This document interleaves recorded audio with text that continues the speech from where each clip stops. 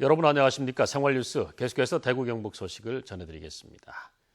대구와 경북은 오늘 가끔 구름 많다가 오후 한때 경북 북부 지역에는 5mm 미만의 소나기가 오겠고 나머지 지역에서는 빗방울이 떨어지는 곳이 있겠습니다.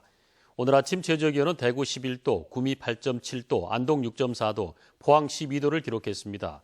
낮 최고기온은 대구 25도, 포항 24도, 구미 23도, 안동 22도로 어제와 비슷하겠습니다.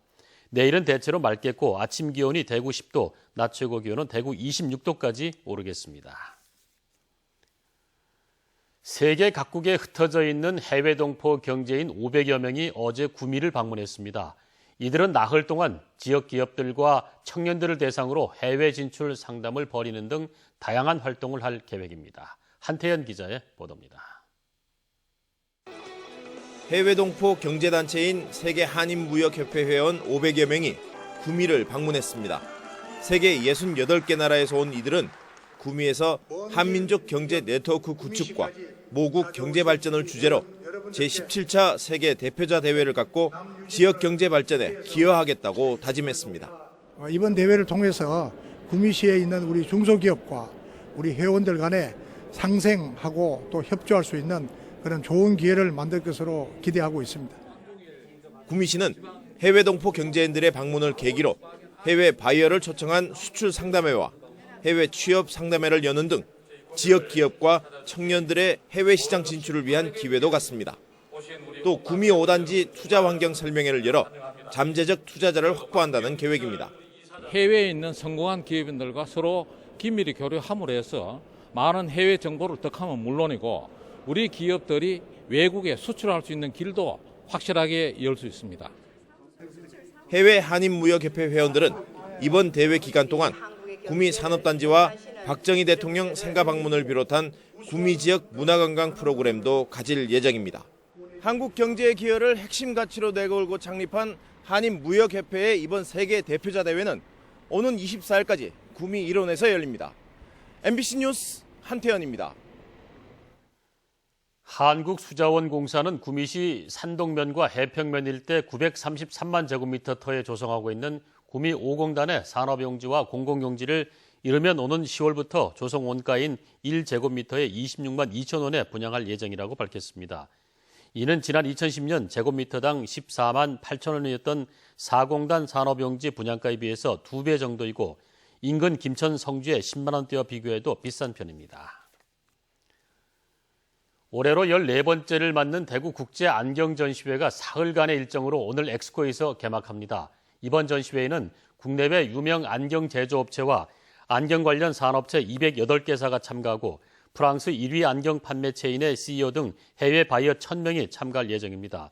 또 구글 글래스 창시자인 브래드 템블턴 교수가 스마트 웨어러블 산업과 안경 산업의 융합에 관한 특강을 하는 등 안경 산업의 현재와 미래를 보여줄 예정입니다. 대구본부 세관에 따르면 지난달 대구 경북 지역 수출은 44억 6천만 달러로 한 해 전 같은 기간에 비해서 13.6%, 수입은 14억 1천만 달러로 16.6% 감소한 것으로 나타나 지난해 10월 이후 5달 연속 하락세를 보였습니다. 수출 감소는 대구는 철광과 금속 제품, 경북은 전기 전자제품 수출 부진이 주요 원인으로 분석됐고 수입은 대구는 전기기기와 화공품, 경북은 철광, 무쇠의 수입이 감소했기 때문으로 분석됐습니다. 경북대병원 노조는 어제 보도 자료를 내고 쟁의행위 찬반 투표에서 조합원 88.9%가 파업에 찬성해 29일부터 파업에 돌입하겠다고 밝혔습니다. 노조는 병원이 노조 활동을 대폭 줄이는 내용을 담은 단체 협약안을 제시해 상황을 파국으로 몰고 갔다며 반발하고 있습니다. 경북대병원과 노조는 지난 2월부터 8차례에 걸쳐 단체 교섭을 진행했지만 합의점을 찾지 못했습니다. 귀촌 귀농을 희망하는 시민들을 대상으로 한 전문 교육이 오늘부터 대구시 농업기술센터에서 시작됩니다.